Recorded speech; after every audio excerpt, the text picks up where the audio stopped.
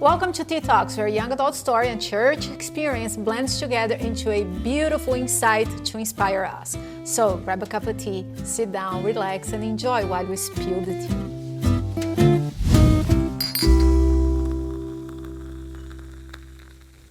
And here with me today, I have my good friend Hannah. Hannah, thank you so much for joining us. Thanks for having me. I am so happy you're here. And we're going to start today going straight to the point.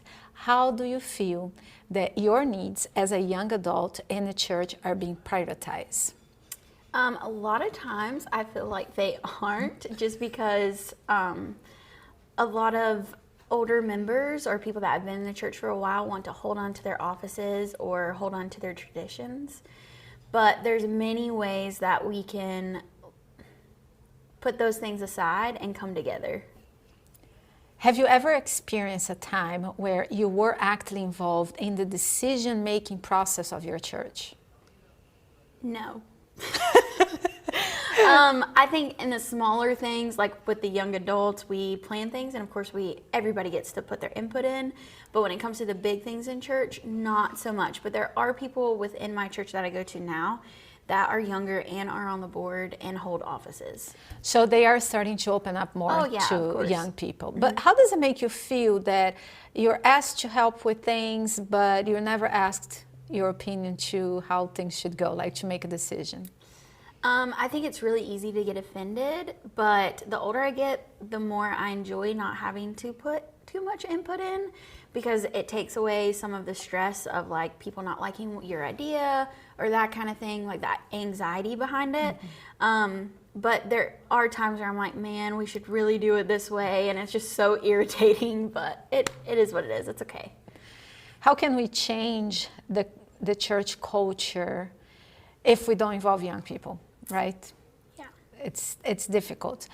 What are some of the unique challenges and pressures that you as a young adult face today with this fast-paced and interconnected world of today? I think a lot of people my age and younger, especially younger, experience the way people view them, their like the way they dress, who they are as a person, their identity. That's a big topic right now, our identity and who we are as a person.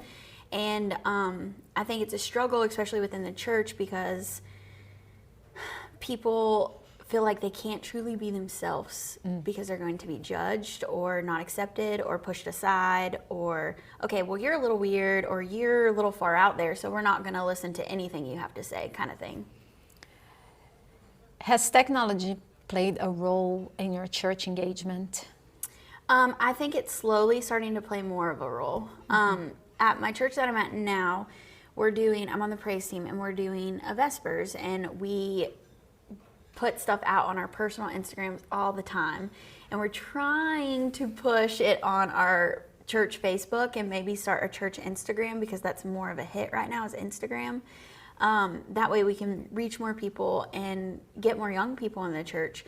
We are having a little bit of pushback on that, but it is helpful that we all have our own Instagrams. We're all young and we can all post stuff and, try to reach as many people as we can in our community. Yeah, we can see how social media platform can be something negative when young people are comparing themselves with other people. But do you see that the platform can also be a way to connect and create spaces? Oh, absolutely. I can't tell you how many times I've listened to a podcast or seen a reel on Instagram that literally has touched my soul, like the core being of who I am, and has helped me through a situation that I'm in at the time. And I think that's huge. And as us as Christians, we need to work really hard to reach those people that are young and that are on social media all the time and are scared to get out of the house.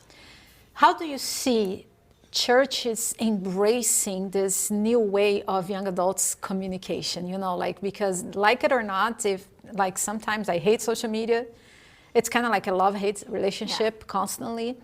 Sometimes I hate it, but then I start realizing, hey, this is the language that young people use, right? So in the topic of prioritizing young people, how do you see the churches using social media would look like that they are prioritizing young people? I think if they got social media, especially the older members, just trying to understand what it is and what it's about, and go on there and like the young people in the church's posts, especially if they're posting about God. And even if the theology is a little off from what they believe in, it's okay that you have different opinions. It's okay that you don't agree on everything. But the support behind that will get more them to stay in church and more people to come to church and hopefully get their friends to come. And I think it's almost like in the past, well, it's not even in the past, even in the present, like a child, they're in first or second grade, they do a drawing and they put in the fridge, right? That is like showcasing their work. Yes. It's the same thing with social media. It's like the young person is expressing through their art in social media, and when we support, and also a way of evangelism too, right? Yeah. What are the potential benefits of creating spaces? This could be virtual space, this could be a physical space, or initiatives specifically designed to prioritize young adults. Community, growth. I think that a lot of times in church, especially, they try to separate the young and the old because it prevents conflict and it keeps things like hush-hush and not such an issue. But I think it's really important, especially with the younger people that you don't agree with, to have them home for lunch after church one day, or say, hey, I'd love to go get a cup of coffee with you. Make that community with them, and that's what's gonna grow the church and grow your relationship with them and God. How do you see the church? Let's say if you would create this perfect church, okay? How do you see a church that prioritizes young people? I think for one, like I said, inviting young people to lunch, especially if you're a longtime member. You don't even have to be older, but if you're a longtime member, inviting them over to lunch so they can get to know you, because a lot of times at church there's so many people you don't even talk or even say hello. I can't tell you half the members at my church because it's just so hustle and bustle after we get done. And it's just a great way to have community.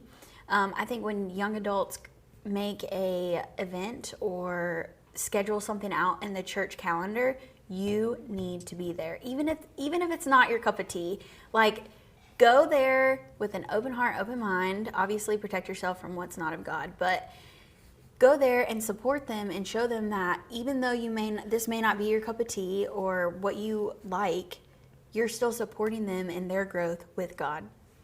Showing up, right? Kind of like when kids have soccer game. You may not like soccer, you don't like the cold benches, but you go, right?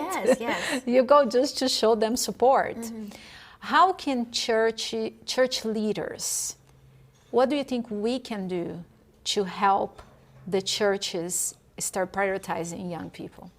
Start standing up for them. Take them under your wing. The first person I ever saw Jesus in, we called him Papa Bobby. He and I, near the end of his life and the older I'd gotten, we didn't agree on everything, but he took me under his wing and he loved me, and there's so much beauty in that. I don't know if you've seen The Chosen or not, or if any of the viewers have or not, but there's this one scene where Peter's upset about something, and Jesus tells John to go find him and come with Peter later to the event they're having. And John's like, oh, why? Like, why do I have to do this? Like, he can come later. He's fine. He's a grown man. And Jesus says, that's not how we treat the hurting. And a lot of times as young adults or kids, they are struggling with things that you have never been through and never will experience.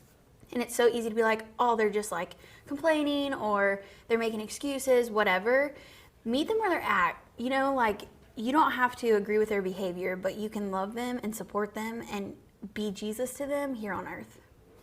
That's actually how I came to church. There was this family that they were trying to reach to their own kids that were out of the church, and they opened their doors to us. And when I say us, we were a crazy bunch.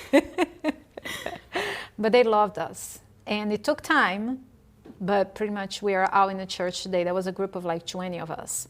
So yeah, I am 100% in agreement with you. Hannah, this was wonderful. Thank you so much for spending this time with me. Thank you for having me.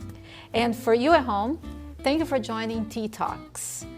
Keep stirring up the conversation, keep talking and embracing the beautiful and the messiness of life. And until next time.